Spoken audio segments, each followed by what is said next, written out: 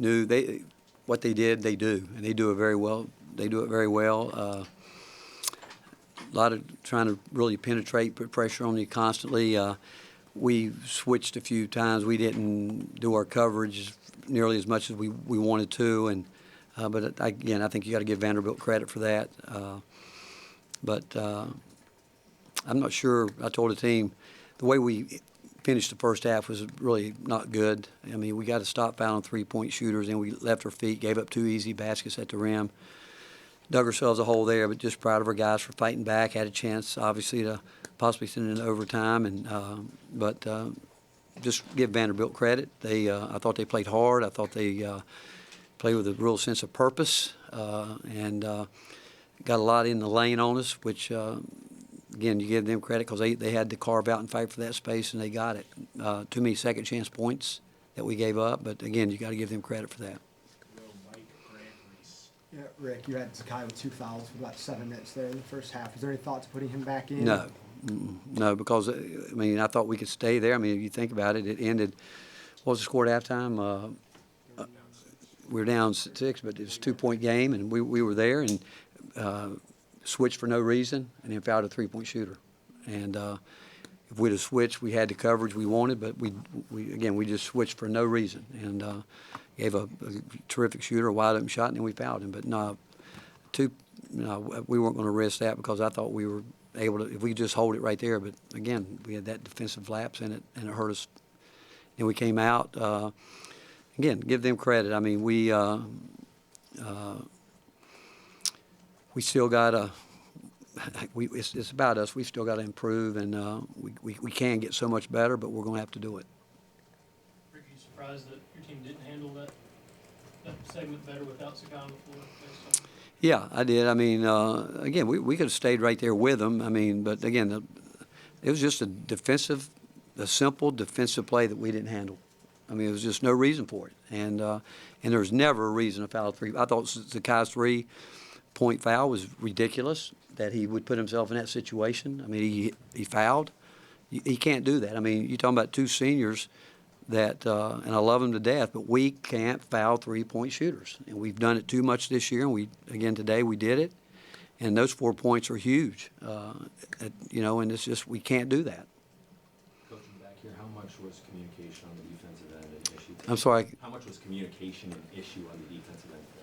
Well, again, I can't tell you other than we keep asking, why are we doing this? And I think it's guys where they've got to understand, and we haven't had a lot of miscommunication problems this year, but we had some today. And, again, all I can tell you right now, without looking at the film, that I've got to give Vanderbilt credit for it because I don't know why we were doing some of the things that we were doing. Rick, I know you'll probably want to see film back on it, but some of those offensive rebounds Vandy had, is that just the ball bouncing that way, or is that getting? Well, they made some early, but obviously they had a high level of motion going, which is you would expect being at home and playing Tennessee, and they made some shots, and Felix left his feet a couple of times. I thought he should have stayed down. I thought we should have made him see they could have made some shots there, and they cleaned it up on the backside. But again, you got to give them credit for carving out that position to be there. And I didn't think we had the same thrust on the offensive boards. I looked at a few clips at halftime and that we normally need and what we need to have. But tough game, hard fought, and again, I got to give Vanderbilt a lot of credit. I think Mark had his guys ready to play. I think we'd say they probably executed. We did obviously better job at the end of the game. They had the lead and was probably trying to work the clock a little bit and got themselves in some shot clock violations, allowed us to kind of climb back in it. But it's hard to coach when you got a lead. It's hard to coach when you don't have one. And but I'm proud of our guys for fighting back. They kept trying to hang in there and try to get something going, and again put ourselves in a position to possibly. We had the ball. We maybe could have shot a 3 to go for a win, but we didn't. We weren't willing to do that. We thought if we could get it to overtime, we'd take our chances there. Rick, when you look at what Mark has done in his first year here at Vanderbilt with essentially a brand new team. What is it about them you think that's allowed them to come together as quickly as they have? Well, I'd give Mark and his staff a lot of credit for it. I'd also give the players a lot of credit for it because we've seen it around the country where it hasn't worked. And the fact that if I were from the outside looking in, I would say what I would say about our guys. I think they knew what they were looking for. I think how he wants to play, and I think he got guys to fit his system, how he wants to play. And he's got some high-level portal guys and have been in big games. And I think the thing he's done, he would probably tell you is he's got the system he wants to play with that he's played with, and he got a group of guys that came in and bought into it. Vanderbilt cashed in on a number of turnovers by Tennessee. How frustrating, though, were the ones that came off of bad passes or loose balls? You can't do that. Some of the passes that were flipping into the backcourt, falling over, those type things, you can't do it. And every possession in this league is valuable. You look at every game; if all teams are playing well, you got to expect games like this every night. You don't expect teams to get up big, but that's the ebbs and flows of a game. But in the end, you expect them to be hard fought, close, and you can't throw lifelines out there. And those turnovers like that are just basically giving you an opportunity to score some points, but just basically giving them points because we tell our guys all the time there's no defense for open court turnovers. There's nothing we can do. Bad passes that lead to those easy baskets, and there's just no defense for it. Rick, with Chaz, he got a shot going today, but then had 5 turnovers as well, and then the end game sequence. So what's your message to him right now, I guess? Well, he's going to adjust. I mean, people are being very physical with him, and we can throw out freedom of movement. That rule's gone. I mean, they've made a big emphasis of it. I mean, I can say it both ways. I can say that against us. I mean, if they're going to I can show you tape of us, everybody, guys coming off screens, arms are wrapped around them. I mean, it's. But if that's the way they're going to call the NCAA tournament, that's the way they got to call this. And we've always said. I've always believed when you get in the NCAA tournament from an official standpoint, they don't replay no calls normally. So they let it go. And if that's the way it's going to be, that's good. So we can all adjust to it because what's really tough is when you're in a league where they're calling this and that. And I can tell you from experience that tournament's called different, which I think is great.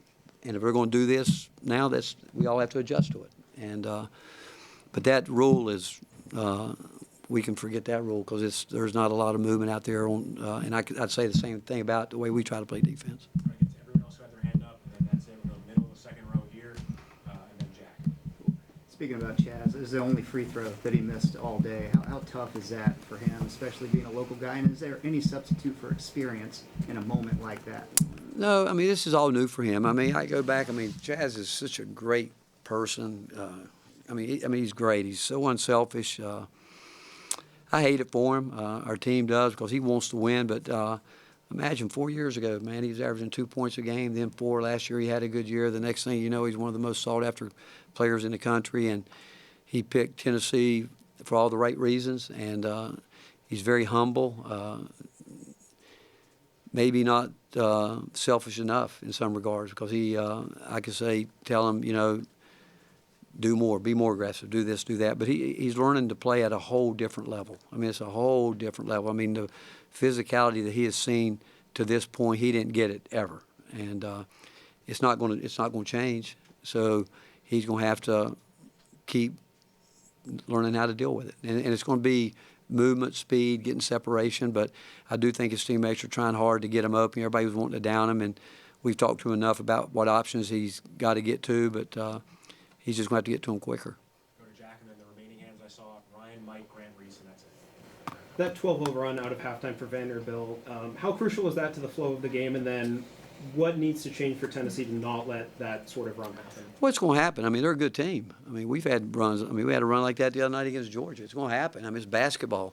And, again, you give them credit for it. I mean, some of it could be their defense creating this or that. It could be us having a wide-open shot, missing it. And they had a run out tonight where we had a great look. They contested, took off, ball bounced the right way. I mean, it happens to all of us sometimes. But again, our guys fought back, kept grinding, and but didn't have enough at the end to get it done. What'd you say to Chaz after that final 10 seconds? And I just talked about us as a team, and again, I go back. The way we ended the first half was a big problem, and you expect them to. I mean, I don't know what kind of game everybody else expected. We expected that, but the way we, again, and honestly, after the game, I talked to Shaq and Z more about it because they were the ones that fouled the three-point shooter, and then obviously Bishop is a freshman and got a taste of what it's like, and but that to me was a huge part. But again, they got up and we found a way to put ourselves back in position, and just again came up short. Rick, it seems like this team's fouled three-point shooters quite a bit this season before, just today. Why is that happening for an older team like this? Too competitive, thinking they're going to block a shot or stop everybody from, thinking that they can. We're going to literally keep people from getting a shot off, and you can't. You absolutely can't foul three-point shooters. And you said it. It's been all year. It hadn't been just today, but by now, by the time you get to January, you got to understand you can't even put yourself close to that position because it's amazing. They'll call the least bit of contact on those because they're protecting the shooter. Because they feel he's airborne, he's coming down. But I've got no problem with that rule. And so I got a problem if you put yourself in a position that you're putting this referee in a tough position to make a call. I don't think they want to, but they got to call the rules of the game when there's very little contact. But if it's contact, it's contact. What did you not see from D-Stone playing the way he did? Well, again, I thought early he had a chance to shoot the ball twice. He didn't, and we've worked on it enough. I mean, he's good at that. We talk about not forcing shots, but when shots are there, they've got to be taken. And defensively, again, that's really what it was. We kept thinking that, we're trying to get some defensive guys when we needed some defensive stops in. When Shaq's in the game, I thought he got himself in some tough situation at the end of the shot clock, but that's not always on him. That we got to have cleaner possessions than that.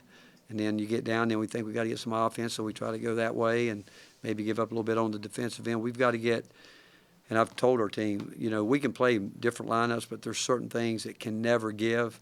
We can't give in on the defensive end regardless if we're playing with, say D-Stone and Igor.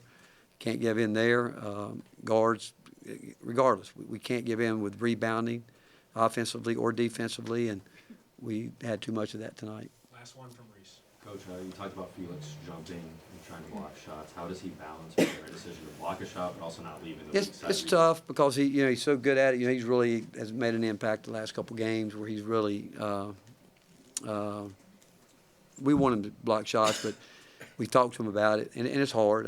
If it were easy, he would do it. But when the guy's coming, all I would say again, trying to keep you try to keep teams from getting angles on you to where they don't get great looks at it. But he'll get better with it. What we're talking about is when the defenders between his man and the basket close, let that guy try to finish the play as trying to come over and clean that one up. The angles he's got to come obviously, but he'll again. Felix is getting better. He's put together a good string here where he's done a lot of good things for us. Thanks, Coach. All right, thank you guys. Well, Tennessee players available.